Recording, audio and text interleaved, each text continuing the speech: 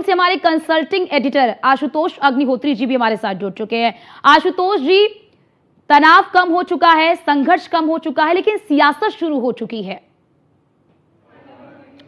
अर्चना, सबसे बड़ी बात यह है कि जो सियासत चलती है ये तो चलती ही रहेगी। सियासत आज से नहीं चल रही है। जब देश की आज़ादी हुई तब से सियासी दल लगातार अपने लाभ के लिए कुछ न कुछ कहते ही रहते हैं, लेकिन इस समय ये जो समय है वो सियासत का नहीं है। समय जो महत्वपूर्ण है वो समय है देश की सेना के शौर्य का बखान करने का। जिस तरीके से भारत की सेना ने पाकिस्तान को घर में घुस करके मारा वो सबसे महत्वपूर्ण है।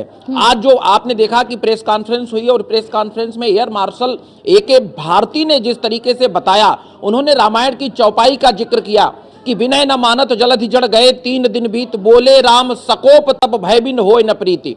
भगवान राम जब सुंदरकांड की ये चौपाई है रामचरितमानस की, और जब हनुमान जी लंका जला करके आ जाते हैं रावण की, और उसकी लंका जला करके आते हैं, फिर भगवान राम रामेश्वरम पर, सेतुबंधु रामेश्वरम पर भगवान शिव की पूजा करते हैं और समंदर से वो कहते हैं कि समंदर हमें रास्ता दे दो लंका पर चढ़ाई करने की। लेकिन 3 दिन तक लगातार अनुय विनय करने के बावजूद भी जब समंदर नहीं मानता है तो वो उसको जड़ मीन्स मूर्ख की संज्ञा देते हैं और वो कहते हैं कि लक्ष्मण बाण सरासन आवनु।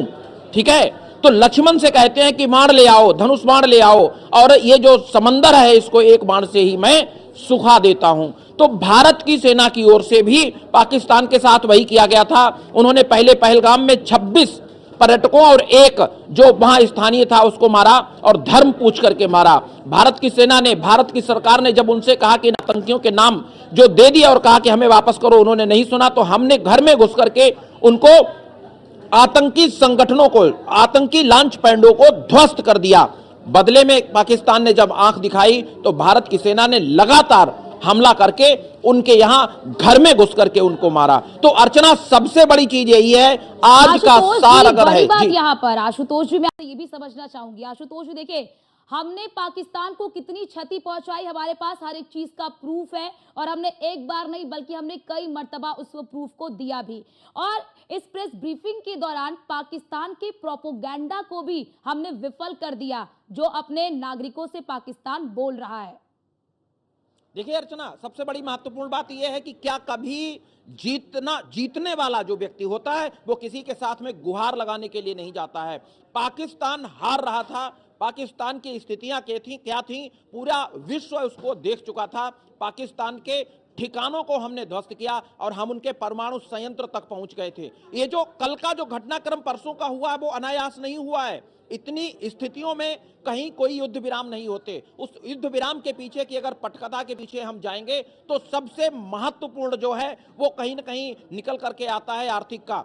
आर्थिक सबसे बड़ा अगर नुकसान किसी का वहां पर हो रहा था तो वो नुकसान हो रहा था अमेरिका का। अगर पाकिस्तान का पूरा मटिया मेट कर देती भारतीय सेना तो फिर अमेरिका के पास में दक्षिण एशिया में उसका प्रभुत्व जमाए रखने का कहीं भी किसी भी जगह पर उसके पास में कुछ बचता नहीं। जब भारतीय सेना ने पाकिस्तान के परमाणु संयंत्रों तक पहुंच करके हमला किया, सरगोधा में हमला किया, और वहां उसी के पास में उनके परमाणु संयंत्र भी हैं, और उनके पास तक जब सेना पहुंच गई तो पाकिस्तान थर-थर कांपने लगा। पाकिस्तान को लगा कि अब हमारे पास में कुछ भी नहीं बचेगा, और उसके बाद में पाकिस्तान गुहार लगाता है भारतीय सेना से। भारतीय सेना से पाकिस्तान गुहार लगाता है। भारतीय सेना के डीजीएमओ को 3:30 बजे फोन आता है और 3:30 बजे रिक्वेस्ट की जाती है कि आप युद्ध विराम कर दो। जब भारत नहीं मानता है तब पहुंचता है पाकिस्तान अमेरिका के पास में, अमेरिका से रिक्वेस्ट लगाता है। अमेरिका ने हमेशा से धूर्तता का काम किया है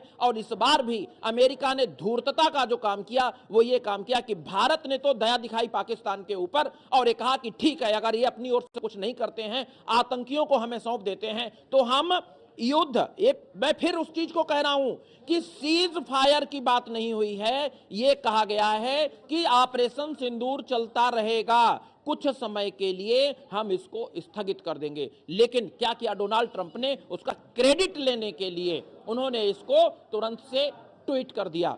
अब उनका एक्स पर पोस्ट आता है, चीन को इस चीज का बुरा लगता है और चीन जब पाकिस्तान को डांटता है तो मात्र 3 घंटे के अंदर ही पाकिस्तान दोबारा से सीज फायर कर देता है। इस चीज में यह समझने वाली बात है अर्चना कि अगर पाकिस्तान अगर पाकिस्तान चीन के दबाव में नहीं होता तो पाकिस्तान दोबारा से सीज फायर करने की तोड़ने की स्थिति में नहीं होता। लेकिन जो पूरा घटनाक्रम हुआ, उस घटनाक्रम के बाद पाकिस्तान पूरी तरीके से बेनकाब हो चुका है और बिल्कुल पाकिस्तान को बिल्कुल। और पता बड़ी है। बात आशुतोष जी, यहाँ अमेरिका भी बिल्कुल हाथी की तरह हो गया है। खाने के दांत कुछ और, दिखाने के दांत कुछ और। बहुत शुक्रिया आपका हमारे साथ जुड़ने के लिए और ये तमाम जानकारी हमारे दर्शकों तक